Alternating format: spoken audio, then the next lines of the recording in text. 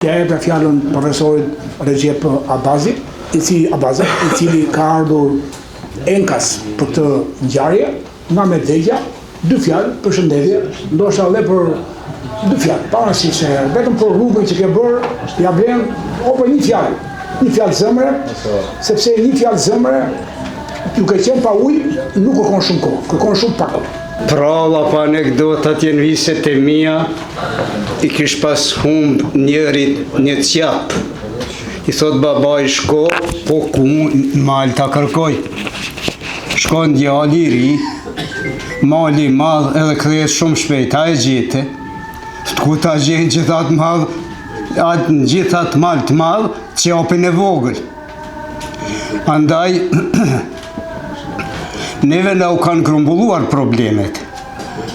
Por sa do që t'jenë problemet, në qoftë se i sistemojmë mirë, atëhere edhe ja hapim prioritetin, edhe ja nisim sepse asnjë deri më sot që e quaj njeri nuk i ka zgjidh problemet të gjitha për një herë. Po në qoftë se nuk i sistemojmë mirë, edhe nuk i respektojmë sipas rendit, atëherë ngatrojmë e s'u bëjmë asgjë.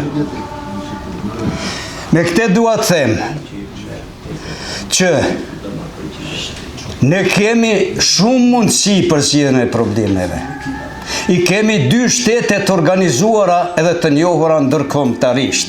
Kjo është pasuria e shqiptarëve, që vetëm këto kohra i kanë shqiptarët. Pastaj, kemi pasuri humane apo njerëzore që nuk e ka bota. Vëllezër, i lexoni ndoshta ju edhe para meje, sa talent shqiptar po e dridhin botën me dijen, me guximin, me punën edhe me suksesin. Pse s'po e bëjnë atë në Shqipëri? Pse s'po e bëjnë në Kosovë? Apo mos flasim për Preshevë, Sanxhak. Presheva, Sanxhaku, Malizi, një pjesë e Maqedonisë, nuk janë probleme as të Preshevës, as Sanxhakut, as Malizi, po janë problemet shtetit shqiptar, vëllezër e motra. Sepse as një komunë e Novi Pazarit dhe as 3 komuna të shqiptarëve në Serbi nuk mund t'ja dalin me Serbinë. Kjo është shumë logjike. Këtë duhet ta bëj shteti shqiptar. Si ta bëj? Unë nga këndvështrimi i një mësuesit shqiptar të Svircës Medvegjes, e cila nuk ekziston hartë, ja kam kushtuar Medvegjes 47 vite punë edukativo arsimore të nxënësve shqiptar. Mas paku 27 herë kam mujt me shku ku do në botë, edhe në qitë Tiranë këtu ku jam sot. Nuk e kam lanë Medvegjen. 30 vite tjera e kam kushtuar Medvegjes, pra pos arsimit, 77 krejt. Ma shumë suni bëra. Prandaj, motra dhe vëllezër, duhet t'i klasifikojmë cilat detyra janë të shtetit, cilat organizatave jo qeveritare, cilat të individve. Në qoftë se kështu veprojmë, këtë po ja u them edhe nga një eksperiencë Preshevës. Jo që është këtu ky djalë sot i Preshevës, por ky ka filluar të ndryshoj praktikën Preshevë me veprimet e tij. Në qëtë mënyrë edhe ka suksese. Qofse mund shërbej si model, le ta marrin edhe të tjerët. Askush shqiptarëve nuk ja ka inat. Këtë duhet ta hikim. Nuk na ka kush inat. As Serbi, as Kroati, as s'poj numroj të gjithë.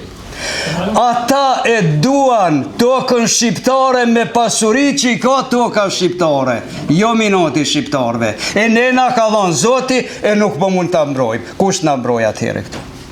Qofse ne se mbrojmë.